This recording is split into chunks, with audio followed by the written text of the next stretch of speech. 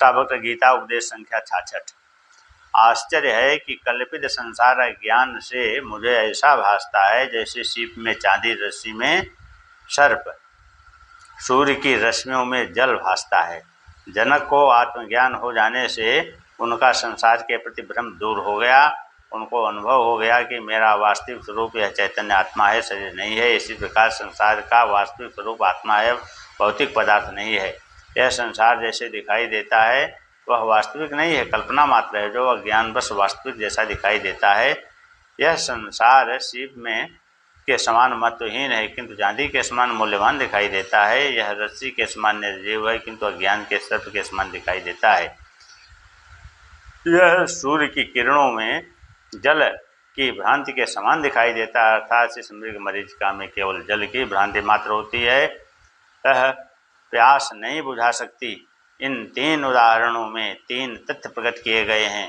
सीप में चांदी का अर्थ है यह चांदी के समान मूल्यवान, एक आकर्षक दिखाई देता है किंतु है सीप के समान निर्मूल।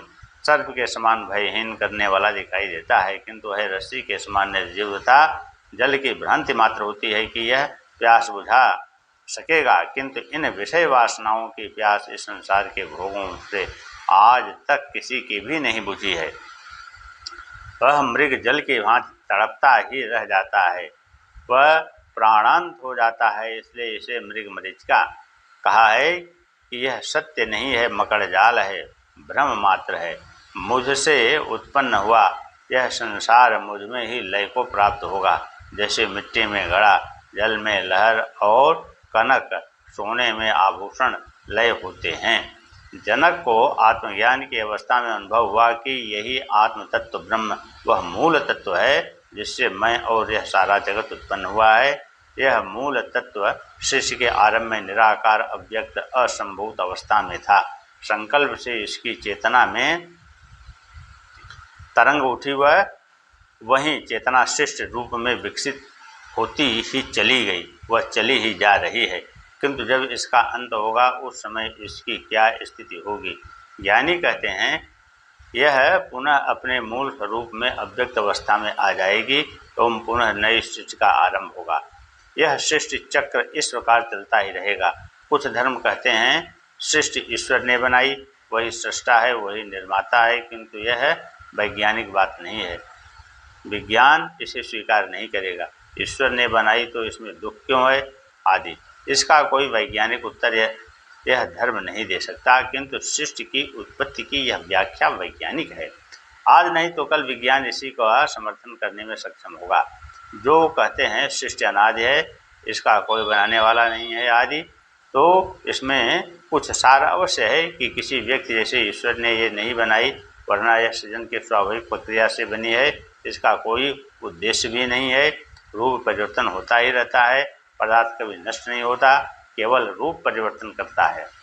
यह पदार्थ ऊर्जा में परिवर्तित हो सकता है, वह ऊर्जा से पुनः पदार्थ का निर्माण होता है, यह वैज्ञानिकों की मान्यता है।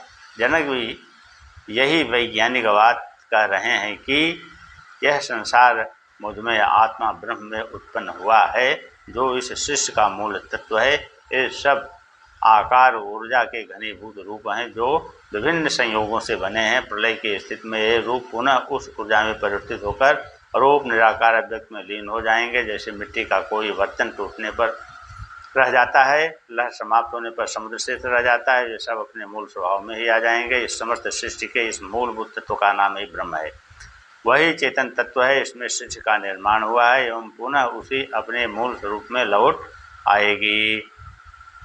जनक को इसी मूल तत्व आत्मा की अनुभूति होने से वही इसकी वैज्ञानिक व्याख्या दे पाए।